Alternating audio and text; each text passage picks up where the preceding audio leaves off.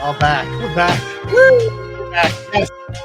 There's just a different vibe in the air. Doesn't matter. Doesn't matter if you're headed to Wawa, you're walking down the street, you see your neighbor, whatever the case may be, man. It always makes Mondays a little easier, baby. The sun shines a little brighter. Yes.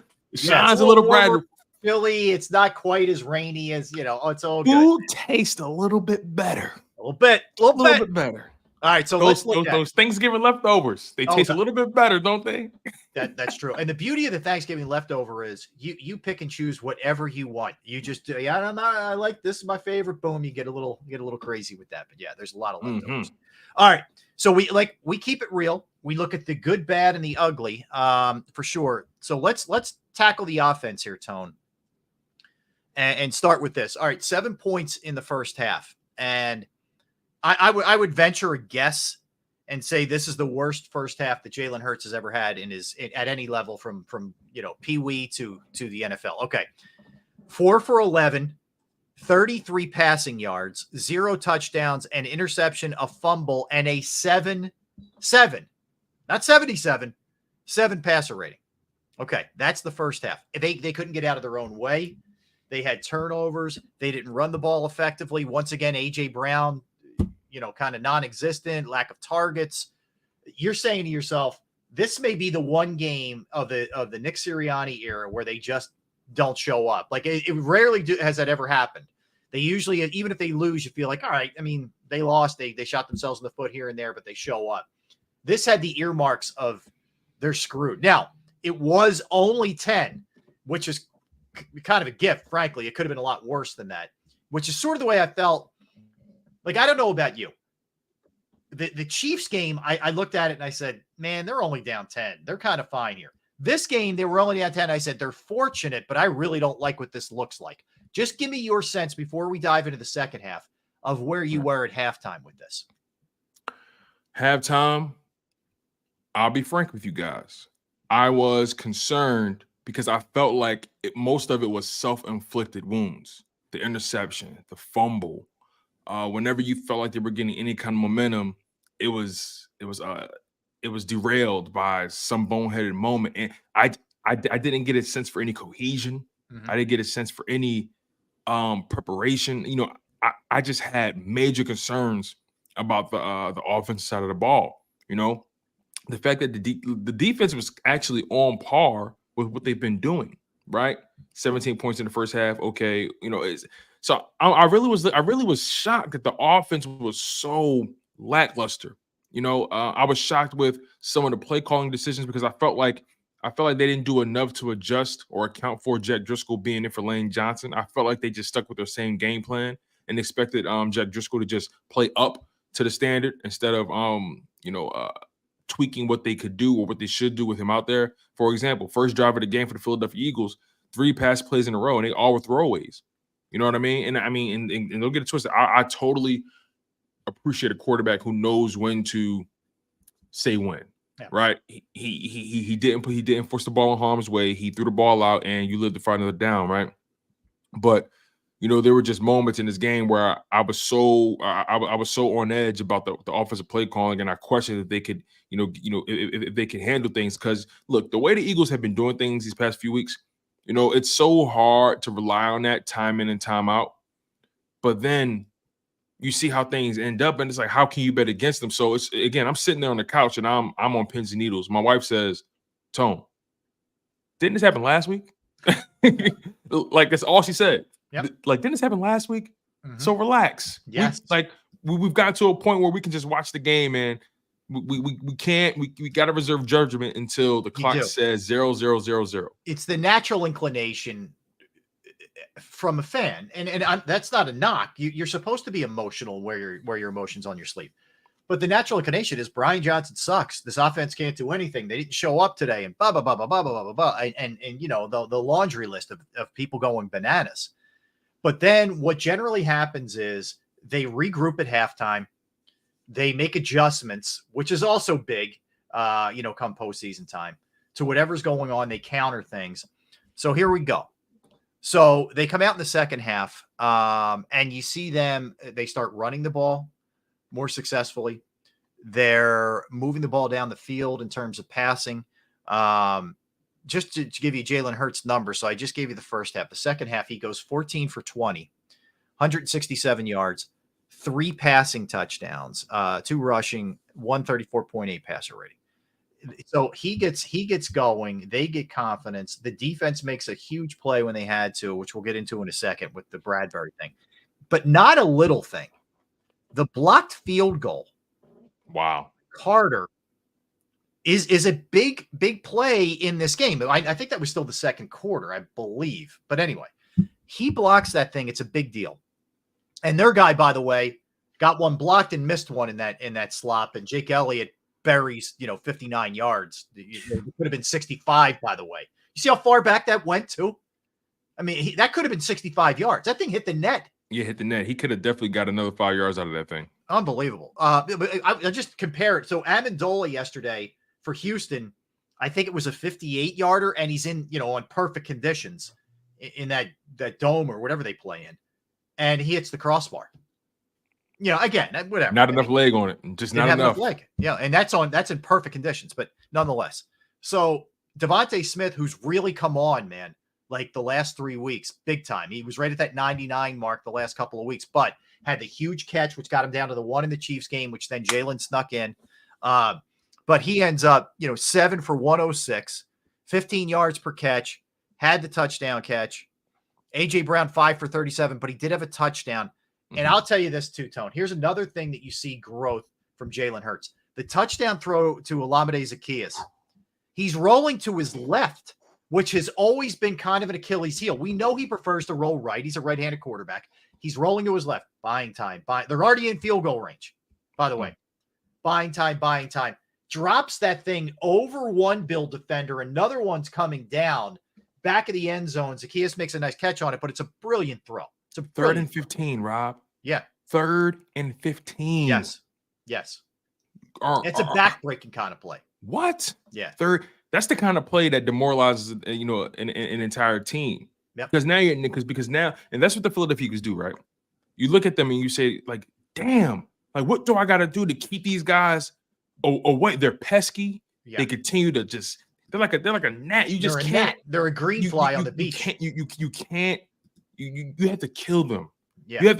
You have to lock them in a radioactive chamber and hope cancer gets them. You just can't.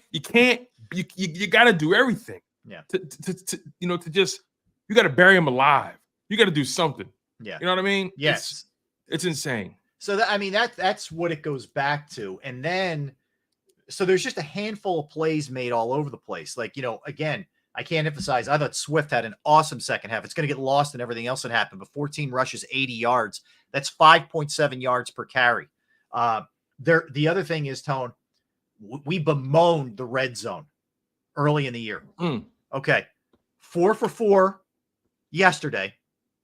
They're now the number 5 team in the entire NFL. At one point, they were 27, I believe. They're 5 in the NFL in red zone efficiency at 62.7%. They've scored their last 12 times. They've scored a touchdown in the red zone. So you can't tell me that there aren't improvements being made here. There are. I mean, they figured it out, whatever was going on early in the season in the red zone. And if they don't get these, they don't go to overtime. They don't win this game if they're not cashing every single time in that red zone. So that's another piece of this thing that's gotten so much better from this team. I mean, yeah, there are frustrating things that happen. I think the other thing we have to take into account too, like, I know it looks bad early, but if they had these kind of like ebbs and flows, like in other words, if they started the game off strong and had a bad second quarter, I don't think we're losing our mind the way that we do.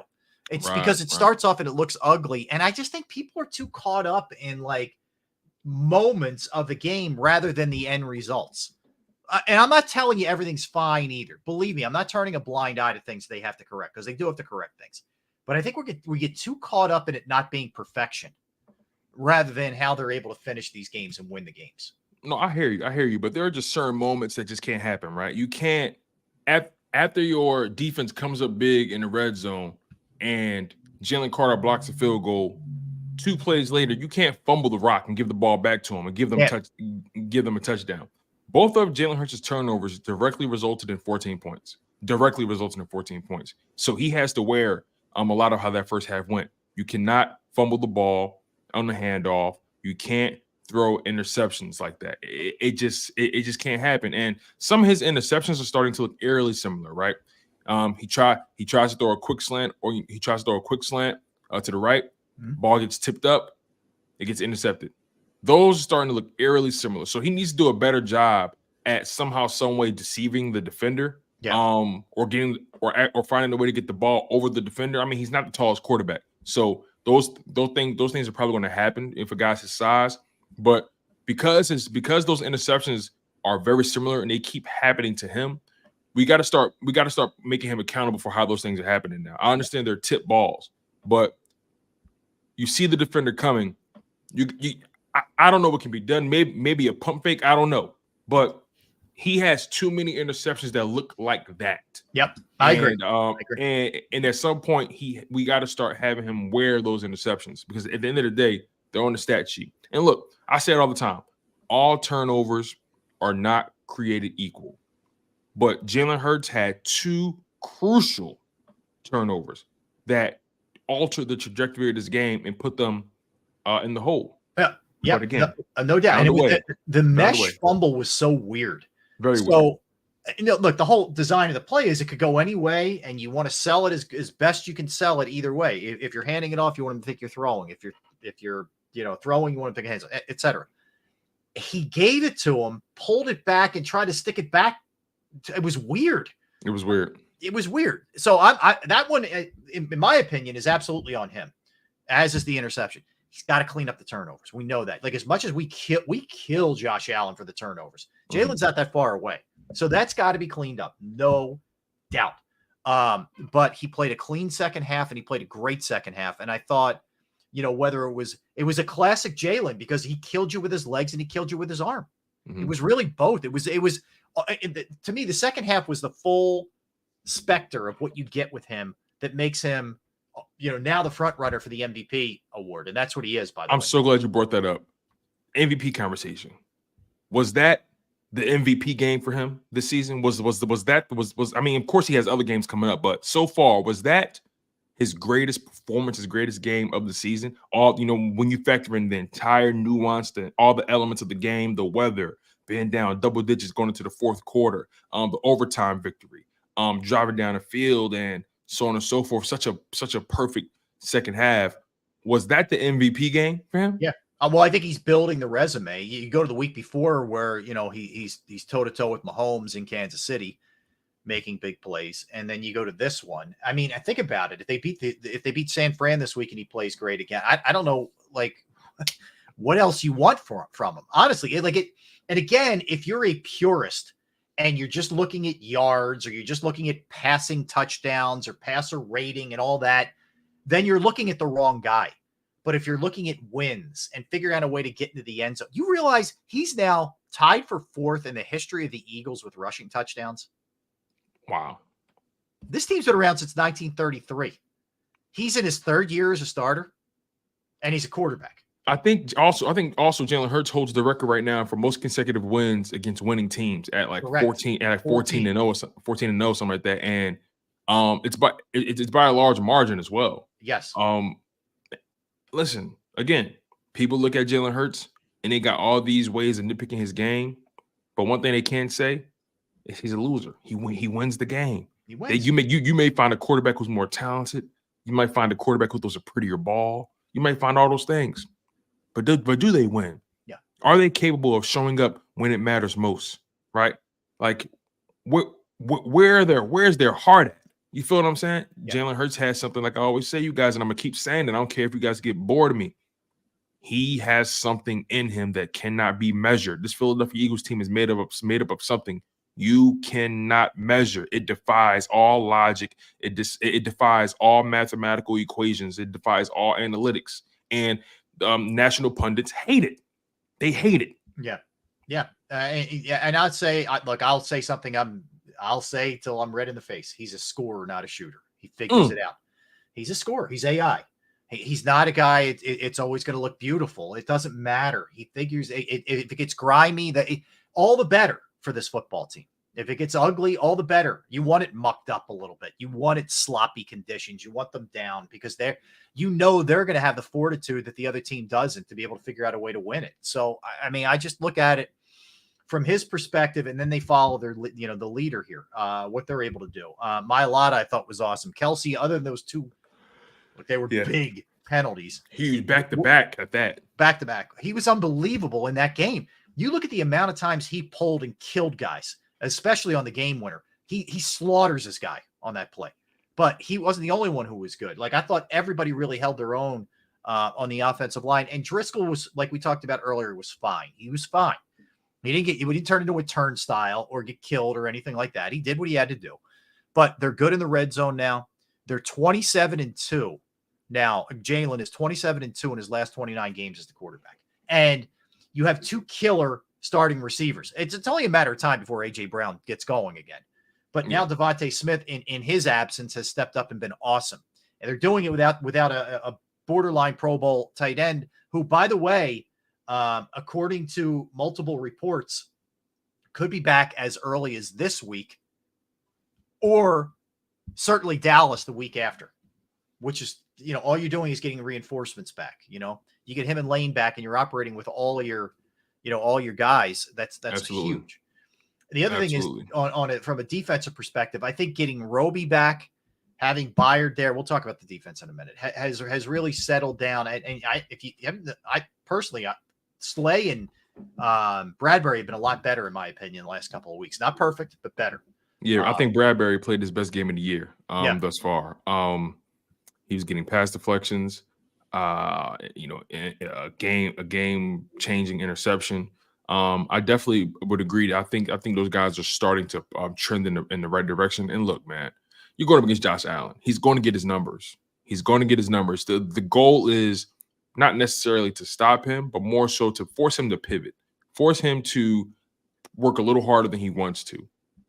Even though he got the yardage, he only completed like 56% of his passes. So he wasn't, it wasn't like he was just, dialing it up. I mean, he was electric on third down, though. I'll say that much. He was spectacular on third down. But again, he completed like 56% of his passes. I mean, the Eagles are going to give you yardage. That's just what their defense is designed to do. You're going to get the yardage. If you don't get yardage on the Philadelphia Eagles, that's just a plus.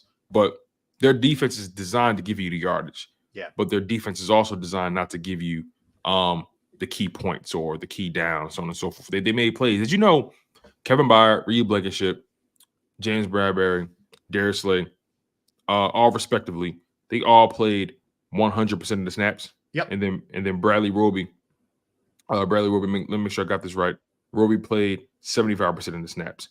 Those guys were just out there. It's so, like you said, it's so good to have Bradley Roby back. Good to have Kevin Byard, starting getting ingratiated into this thing, man. Again, that 49ers game is going to be tough. But all the previous games were tough, right? Right. The previous games were tough. No, you're right. There's no doubt. And we knew going in, all of these games are going to be they're going to be gauntlet games. Every single one of them. Dallas was, Kansas City was, Buffalo was, San Fran will be. Dallas the following week at Dallas will be. I know everybody's written Seattle off, but that's a hard place to win for anybody, especially Eagles haven't won there since 2008. So these are all going to be hard, man. And yeah, could there be a loss in here? Of course there could. Could there be two? Of course there could. But if they came out of this thing, as we talked about, at 3-2, worst case scenario, you're going to end up, if you choose to play out those last three games, at 14-3 again. Guess what? 14-3 is going to win you the NFC. It is. It's going to get you the one. Well, it's going to get you the one seed. It's not going to win you the NFC, but it's going to get you the one seed. Because you look at it right now, at where things are, and just from a seeding standpoint, Eagles are still up here. Eagles have one loss. Okay. It's the Niners 8-3. It's Detroit 8-3, Dallas 8-3. So they hold a 2-game margin on all of those teams. You can't let up. No doubt. Can't let up. You're going to face Dallas head-to-head. If Dallas beats you, you're split. Okay, we'll see. You don't play Detroit head-to-head. You play San Fran head-to-head. So if you beat them, you can forget San Fran winning the NFC if you beat them this week. You can. Exactly. They're going to be at 4 losses, and the Eagles will beat them head-to-head. Okay? So, look, they've put themselves in a position to get the home field, which is huge for a couple of reasons. One, you play one less game. That's one less beatdown on your body. It's 1 week for your body to rejuvenate and recover. Okay, number one. Number two, you got to come in here and play in this place, which we know is, if not the most, as difficult as any place to play, as witnessed by the Bills players losing their minds yesterday, walking over to Eagles fans, jawing with them and laying hands on them. You know, again, I want to be fair when I say this, because you never know what is said in those circumstances, okay, to trigger a guy. But nonetheless, it's a bad look right now for Shaq Lawson, who was the guy who made contact with an Eagles fan. It's a really bad look. It was Shaq Lawson and Jordan Phillips. And by the way, Jordan Phillips was the one with the absolute cheap shot. And yes, I said cheap shot. It wasn't a mistake on the tush push where he plows into, I think it was Jurgens. Yeah. A flat out dirty, coached up, in my opinion, play, because you knew you couldn't stop it. That's what you're going to see teams do. They're going to try and hurt the Eagles now because they can't stop that play. It was a dirty, dirty play, and should have been not just offsides. It should have been 15 yards. Yeah, I agree. The play was like it wasn't. They didn't even. Like, it wasn't like it was a false start and you just jumped, right? It wasn't nothing like that. You flat out just tried. You flat out just, you knew what was coming. It frustrates you. And you were thinking to yourself, I'm just going to maul the guy in front. Like, he could have stopped at any point. He kept going. So, like, the reality is, man, they can do what they want. They can say what they want. They can feel what they want. But guess what? 10-1. Last time I checked, that pays the bills, man. And the rent has always been due for the Philadelphia Eagles. And somehow, some way, they continue to cash in. Mm-hmm. They continue to cash in, RE. You know, I have a hard time betting against this team, against anybody, right? And they got the, in my opinion, the harder part of this gauntlet is done. The harder part of this gauntlet has been completed. You know, you beat Dak at home, and then you took your bye. Then you beat Patrick Mahomes at Arrowhead. Check. You beat Josh Allen in Philadelphia. Check. You've already gotten the 3 hardest quarterback matchups out of the way. Yep. Now, obviously, Brock Purdy and the 49ers, they're very good at what they do, and they put him in great positions to win. And he's having a great season. Let's not get it twisted. Yep. But, I mean, you already beat Josh Allen and Patrick Mahomes. I feel good about my odds against Brock Purdy. I feel good about my odds against Geno Smith. I even feel good about my odds against Dak again. So the more this team continues to defy these type of odds, the more confident I am in certain situations. You beat Patrick Mahomes in Arrowhead. The Philadelphia Eagles can beat anybody anywhere. What they do, it travels. It does. Everything they do travels, because here's the thing. There's so many different ways that you can win. You can win with the ground game. You can run with Jalen running. You can win through passing it. You can get after the quarterback. And you adapt. So none of that matters. And there's no intimidation factor. I don't care if you're playing in Kansas City. I don't care if you're playing in Dallas. There's no intimidation factor with this team. It's just not there. All right, let's come back. We'll talk about the defense. We got to get Jake Elliott some love here for what he's been able to do. It dates back to 2017 when he hits a 61-yarder against the Giants, which was sort of his introduction to Philadelphia. Let's give him some love right now. He hits that 61-yarder in 17 in the regular season, which really catapulted the Eagles to get on a crazy run. Let's not overlook a 50. I'd have to look at the exact yardage, 50-something yarder in the Super Bowl, which put the Eagles up 8 after the strip sack by BG, which meant Brady had to go all the way down the field, score, and they had to get 2, which was huge. And all he does is deliver 8 for 8. In game tying or go ahead situations, final 2 minutes or overtime. Like I recognize how great Justin Tucker is in Baltimore. He may go down as the greatest that has ever, lived. I didn't think this quickly we'd be talking about someone who may be greater than David Akers. I was just about to ask you that question. Is he better than David Akers? I think he is. I think he is. And David Akers has made a lot of kicks for the Philadelphia Eagles, but Jake Elliott, it just seems like his clutch gene is out of this world. He's making David Akers proud. I'll tell you that much. I agree with you. I mean, to have two of those guys in whatever it's been the last 20 years is pretty amazing because they're both great. And he's great. And you have no fear. I love some of the quotes coming out of the locker room yesterday, which was great. Like Devontae Smith and a lot of those guys, they asked him, do you even watch? Like when he kicks, hell yeah, I watch. Yeah, right. I watch. You don't watch if you're scared. I'm not scared. I know this guy's going to make it. Like every one of them. Believe me, Slay was hilarious. He's like, are you kidding me? That dude's the second best athlete on the team. I'm watching when he kicks. It's just great, man. It's fun stuff that's going on right Definitely, now. Man. This is a fun season, man. Listen, as stressful as it's been, has this season, maybe this could be a topic later on, man. Has this season been more fun than last season? Yeah. Let's really dive into that. Yeah, we'll get into it. We will. All right, let's do that. Let's answer that when we come back, and then we'll talk about the defense as well. All right, so a lot of ground to cover. Tone to Shields, Rob Ellis, we're Sports Take, JAKIB Sports YouTube Network. All right, I want to tell you right now about Jim Murray and Principal Financial Group because knowing who to trust with your finances can be scary, right? And I'm right there in the front of the line. It took me a long time to get my house in order, so to speak. And I can tell you from personal experience that Jim Murray and Principal Financial Group are the people that I trust with my hard-earned savings.